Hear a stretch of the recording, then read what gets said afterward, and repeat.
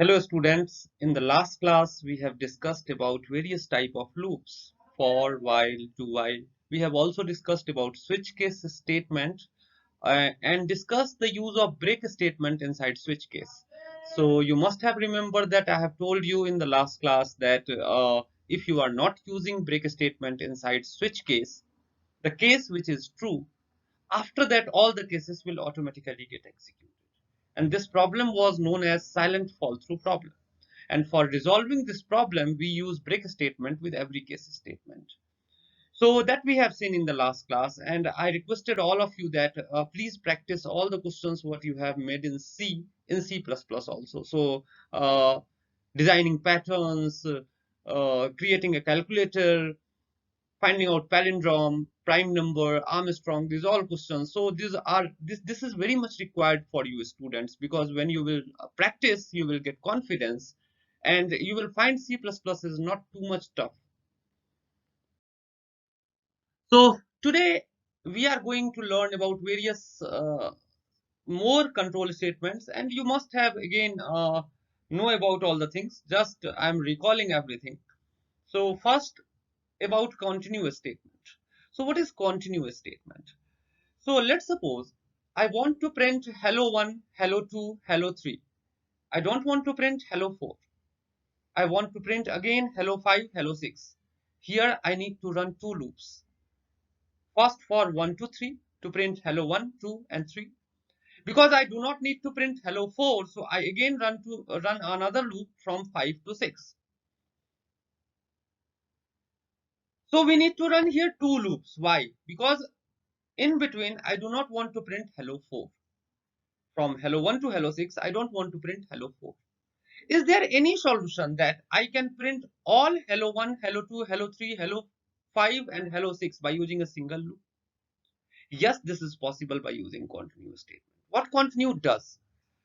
When encounter, it throw the control at the beginning of the loop by skipping that particular iteration. That means when continue will come, the next statement below the continue statement will not execute. The cursor will automatically move to the beginning of the loop when continue encounter. So definitely we'll use continue statement with certain if condition. Otherwise, loop will move in infinite state. So what is continue? Continuous statement is used inside a loop. Whenever a continuous statement is encountered inside a loop, control directly jumps to the beginning of the loop for the next iteration by skipping the execution of a statement inside loop's body for the current iteration. So syntax of continue is very simple. You just need to write continue then semicolon. So look at the same thing what I have told you. I just want to run a loop from 0 to 6. But I don't want to print 3. So look at the loop for int num equals to 0. 0 is less than equals to 6, condition true. Then condition will check 0 equal 3 false. So continue, see out, the value of num, that is 0, will get displayed. Then a space will come.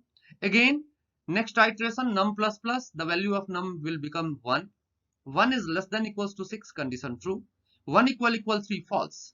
So see out num, the 1 will be printed, then again loop will executed, the value of num becomes 2. 2 is less than equals to 6, condition true. 2 equal 3 false. 2 will printed, again loop will executed, 3 less than equals to 6, condition true. 3 equal 3, yes, true. Now continue get encountered. Cursor will move from here to num plus plus. So the value of num will become 4. 4 is less than equals to 6, condition true. 4 equal 3 false. So the value of num will get displayed. Again num plus plus, value of num will become 5. 5 is less than equals to 6, condition true. The value of 5 equal 3 false. The value of num will get displayed. Again 6 is less than equals to 6, condition true. 6 equal 3 false. 6 will get displayed. Then 7 is less than equals to 6 false. We will jump outside from the loop. That is about continuous statement. So I've already explained you that I don't want to print 3. So I have put it continuous statement with a if condition inside the loop. So flow diagram you are looking. So inside loop there is a condition. If condition is false, for the loop, if the loop condition is false, you will go outside from the loop.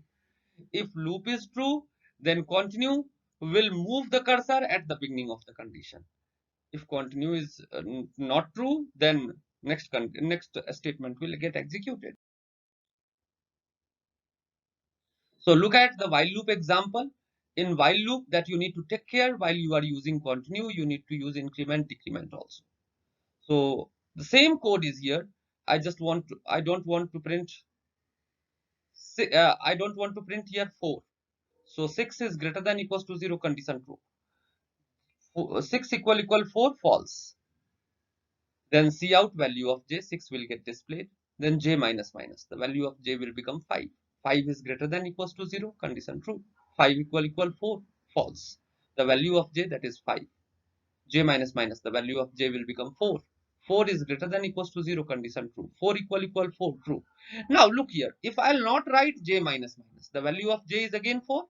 Condition will be checked. 4 is greater than equals to 0, again true. 4 equal 4, again true. So that will move in infinite. So doing j minus minus is mandatory here. So the j minus minus, j will become 3. Continue will move the cursor at the beginning of loop. 3 is greater than equals to 0. True. 3 equal 4, false. Value of j, 3 will get displayed. Then j minus minus 2. 2 is greater than equals to 0. 2 equal 4, false.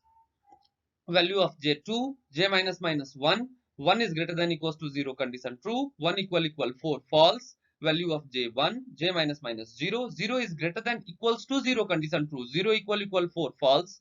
Value of j 0, j minus minus minus 1, minus 1 greater than equals to 0, false. Will come outside from the function. Again, the example I have given in do while loop, and I would like to request you from all of you that please practice. If you will run these codes as it is in the compiler, it will run, but do not copy and paste it. Just try to understand the code and try to write by your own, and then compile it and execute it. The same code is here, just I have used the code inside the do while loop. And I just want to say you all of you that please dry run it. I don't think so is there is any difficulty in dry running this code. So dry run this code, compile this code, and execute this code. Now what about break statement? So break statement you can use in two scenarios. One scenario I have already discussed with the switch case statement that I have mentioned in the PPT as a point B. You can also use break statement inside a loop. So let's suppose in a classroom there are 60 students and I want to search a particular student. So tell me, I need to run a loop definitely to search a student. So I'll run a loop from 1 to 60. Now let's suppose on 7th place I got the student, but still the loop will run till 60 times. My purpose was to search a student and the student I got at the 7th place only. So why the loop is running for 53 times unnecessarily? Here I can use break statement. So what break does, when encounter, throw the control outside from the loop. It is written here, use break statement to come out of the loop instantly. Whenever a break statement is encountered inside a loop, the control directly comes out of the loop by terminating it. It is used along with if statement. Yes, if you will not use if statement, if you will use directly break statement inside for loop, what is the meaning of running the loop? Because when the break will encounter it, throw the control outside from the loop. So always remember what break does. Break throw the control outside from the loop. Break always comes with a condition. We always put a condition to put a break statement. And the B point is used in switch case control structure after the case block. Generally, all cases in switch case are followed by a break statement to avoid the subsequent cases execution whenever it is encountered in switch case block, the control out of the switch case body. Flow diagram, if you will see, condition of the loop will get checked. Then when break will encounter, it will throw outside from the body of the loop. If the condition is false, then again will come outside from the loop. So there is an example used with the while loop of break statement. So you are saying the value of num is 10. 10 is less than equals to 200, condition true. So 10 will get displayed. Again, the num plus plus, num is 11 now, 11 is less than equals to 200, condition true. value of num will get displayed 11. 11 equal 12 false. Num will become 12. 12 is less than equals to 200 condition true. The value of num is 200 get displayed. 200 then again 12 is displayed.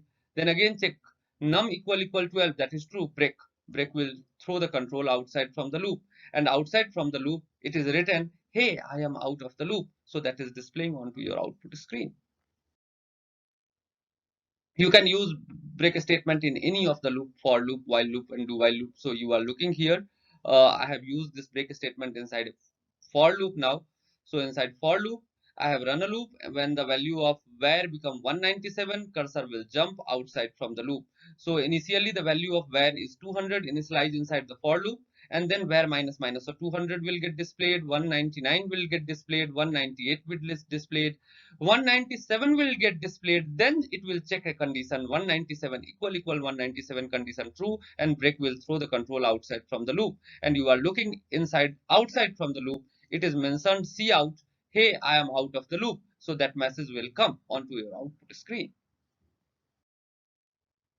So switch case example we have already seen in the previous session. So you are looking here, the value of num equals to 2.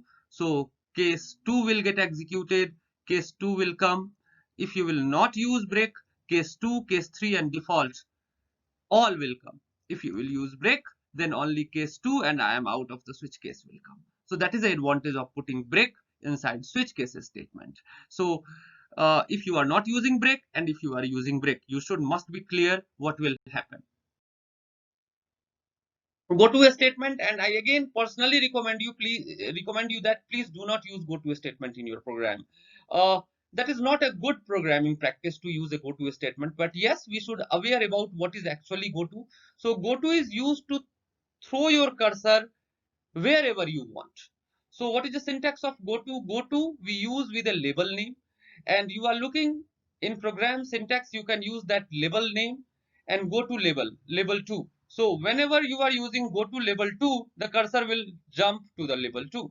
When you will use go to label 1, cursor will move automatically upward at label 1. So anywhere you want to move your cursor in your program, whenever you want. But this is not a good practice to move the cursor at the in up order of the program. So that is not a good practice. So in any good book, in any internet good websites, it is always recommended that please do not use go to statement. So let's see example of go to.